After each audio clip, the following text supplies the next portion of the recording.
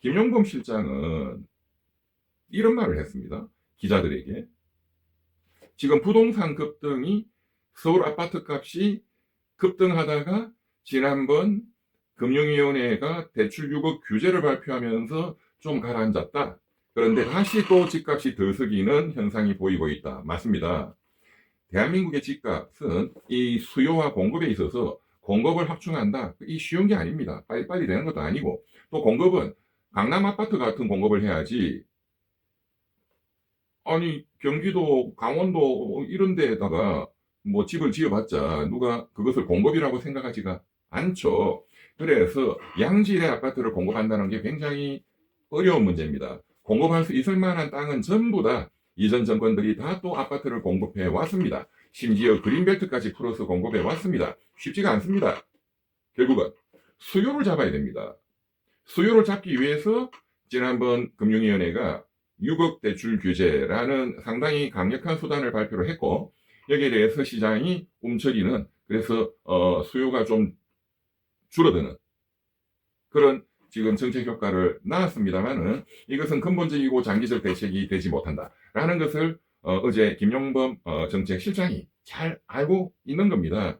그래서 정책실장이 한 말은 이 아파트에 대한 보유세, 우리 노무현 정부 때 만들었다가 이명박 정부 때 거의 없애버린 이 종합부동산세죠. 이 보유세를 때리는 마지막 세금 카드, 이걸 언제든지 쓸 수 있다 라는 것을 강력하게 얘기를 한 겁니다. 시장에 대한 경고입니다. 이걸 경제학적으로 어나운스먼트 이펙트라고 합니다. 어나운스먼트, 이렇게 발언함으로써 시장의 심리에 영향을 주는 효과, 이게 굉장히 중요하고, 이것을 잘하는 게 프로 정책가입니다. 시장의 수요가 덜썩거리는 것을 다시 가라앉히기 위해서 보유세 카드를 세금 폭탄을 때려버릴 수도 있다라는 말씀을 하신 겁니다. 여기까지 저는 100% 찬성합니다. 왜? 대한민국뿐만 아니라 전 세계의 집값이 지난 유동성이 많이 풀리고 2008년 국제금융위기 리먼 사태 이후에 미국이 너무나 많은 유동성을 또 공급하고, 그래서 제가 좀 전에 일부에서 말했지만 미국은 빚더미 때문에 지금 심각한 문제가 발생했고, 그런 문제 때문에 그 유동성 공급 과잉이 낳은 그 환란이 2008년 리먼 사태라는 국제 금융위기로 터졌죠. 또 그것을 해결하기 위해서 또 유동성 공급이 또 돼요. 현재 이런 상태입니다. 자, 그래서 이런 과잉 유동성이 집값에 대한 수요를 끌어올렸고, 전 세계적으로 아파트 값이 폭등을 했고, 현재도 그런 상황에 있습니다. 그러면 전 세계적으로 노벨 경제학상 받고 노벨 경제학상 후보 1순위에 와 있는 그런 천재적인 경제학자들이 이 문제를 어떻게 해결해야 될 것인가를 다 연구를 했습니다. 대한민국의 천재적인 경제학자들이 다 연구를 했고, 결론은 딱 정해져 있습니다. 뭐냐? 양질의 공급을 늘리는 것은 시간이 많이 걸릴 뿐만 아니라 땅이 없다. 사실상 어렵다. 수요를 잡는 수밖에 없습니다. 왜 수요가, 강남 아파트에 수요가 몰리고 집값이 뜁니까? 거기에 그 집을 사면 투기적인 수익을 누릴 수 있다고 누구나 기대하기 때문이죠.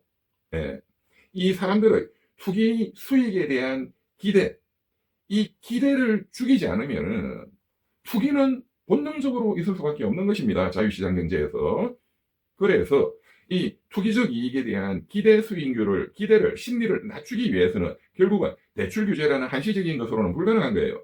그래서 보유세를 때리는 수밖에 없다. 그리고 이 보유세 정책이 최소한 10년 이상 장기적으로 꾸준히 유지가 되어야 되고, 그것이 시장 경제 주체들에게 새로운 질서로 완전히 익숙하게 되도록 정권이 한 번 정도 더 연장이 되어서 두 개 정권에 걸쳐서 10년 이상 장기적으로 이 정책이 제도화되어야 한다. 그래서 경제 주체들이 그 투기 수익에 대한 기대라는 것이 많이 제거가 되도록, 그것이 체화되도록 만들어야 한다. 이게 정답인 것입니다. 이러한 이론을 실증적으로 다 입증한 분들이 대한민국에는 제 은사이기도 한 서울대학교 이준구 경제학과 명예 교수님이고, 이준구 교수님의 한해 선배이고 굉장히 또 친하신 선배 경제학자, 금융경제학의 세계적인 대가가 그 유명한 정운찬 교수죠. 서울대 총장도 하셨고 이명박 정부 때 국무총리도 하셨고, 두 분 다 제 그 경제학과 은사님이고 스승님들인데, 이중구 교수님이 전공이 이 분야입니다. 투기 수익을 잡기 위해서는 결국 보유세를 때리고 그것을 장기적으로 가져가야 된다. 노무현 정부가 만약에 새로 정권을 재창출했고, 그래서 한 10년 정도 보유세 정책을 끌고 갔다면 대한민국의 강남 아파트 집값은 굉장히 안정적으로 잡혔을 것이다. 이명박 정권이 들어와서 그냥 다 뭉개버렸기 때문에 다시 원점으로 돌아갔고, 그러한 정책 실패의 경험이 있는 경제 주체들이 문재인 정권 때 28차례에 그런 각종 지연 말단적인 그런 정책 변화에 즉각적으로 반응하고 조정함으로써 정책이 완전히 박살이 나고 결국은 윤석열 정권이라는 이 내란 정권으로 또 정권이 넘어가게 된 것입니다. 문재인 정권의 근본 원인도 부동산이었죠. 세계적인 학자로 보면 파리 대학교의 그 유명한 토마 피케티 교수가 똑같은 주장을 하고 있습니다.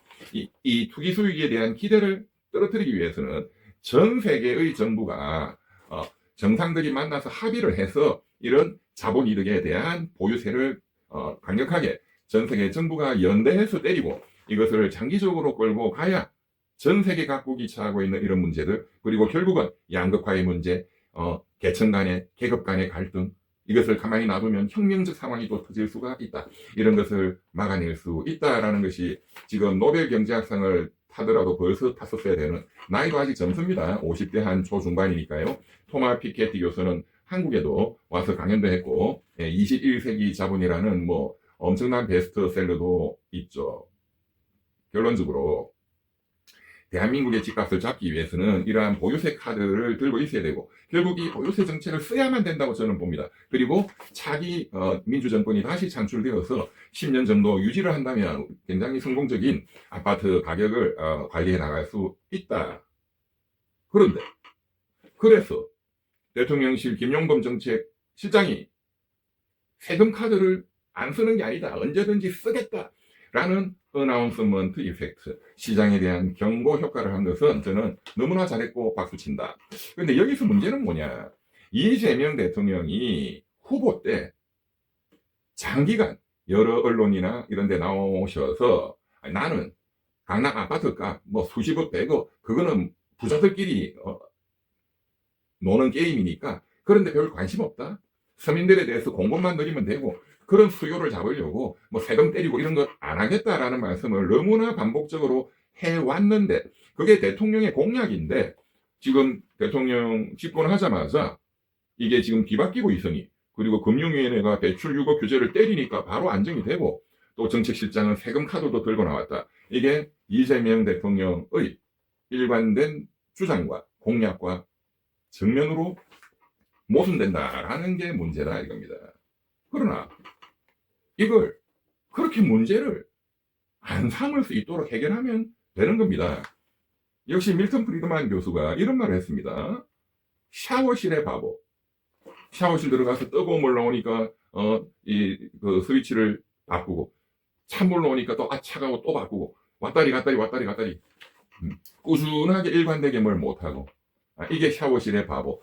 경제정책을 그런 식으로 이렇게 왔다리 갔다리 하면은 경제가 망한다. 그 정부의 경제정책은 경제 주체들이 믿지 않는다, 콧방귀 낀다, 그러면 그 정책 효과는 전혀 나올 수가 없습니다. 그게 대표적인 게 문재인 정부 때 28번에 걸친 부동산 대책입니다. 아무런 효과가 없습니다. 더 악화됐고 정권까지 바뀌게 됐죠. 그래서 김용범 정책실장이 대통령의 말씀에 정면으로 충돌하는 그런 문제가 아니다. 그리고 대통령이 경제에 대한 전문가도 아니고, 대통령 말씀이 그게 경제 현실에 부합되지 않으면 언제든지 경제 전략을 바꿀 수도 있는 것이고, 하나님입니까 뭡니까?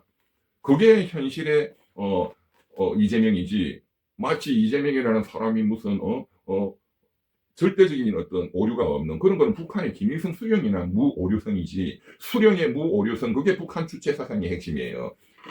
자유주의 국가에서는 대통령도 그냥 부족한 인간에 불과한 겁니다. 따라서 대통령의 주장이 현실에 안 맞다 하면 언제든지 현실에 맞게, 또 국민들의 여러 지혜에 맞게 고쳐 나간다. 이게 이재명 정부의 실용주의다. 이렇게 설명을 하면 되는 거란 말이에요. 그래서 흥묘 백묘론, 등소평 주석의 흰 고양이든 검은 고양이든 인민들을 잘 먹고 잘 살게 하면 된다. 그 주장을 이재명 후보 때 지난 4월 달에 했던 것 아닙니까? 대한민국 국민들을 더 잘 살고 더 안정적인 생활을 할 수 있도록 내가 잘못 생각한 거 언제든지 바꾸겠다. 예, 그렇게 탄력적인 그리고 솔직한 국정 운영을 하면 대한민국 국민들 다 박수칩니다. 거부파 한 10% 제외하고는. 자, 그래서 정책에 있어서 가장 중요한 것은 국민들이 정부의 정책을 신뢰, 믿도록 하는 겁니다. 그러려면 솔직하게 정보를 공개해야 되고, 그리고 정책이 일관성이 있어야 됩니다. 일관성이 있어야 됩니다. 왔다리 갔다리 이런 짓을 하면 안 되는 겁니다. 그렇게 되면 정책은 완전히 무력화된다. 이것이 시카고 학파뿐만 아니라 케인즈 학파도 주류 경제학계에서 통설로 굳어져 있는 소위 정책 일관성 및 정책 무력성 명제입니다. 따라서 이재명 대통령과 그 또 정책 당국자들은 국민들께 소상히 현실을 잘 설명하고 이 난제들을 잘 해결해 나갈 수 있는 일관된 경제 전략을 펼쳐 주실 것을 부탁 말씀을 드리는 것입니다.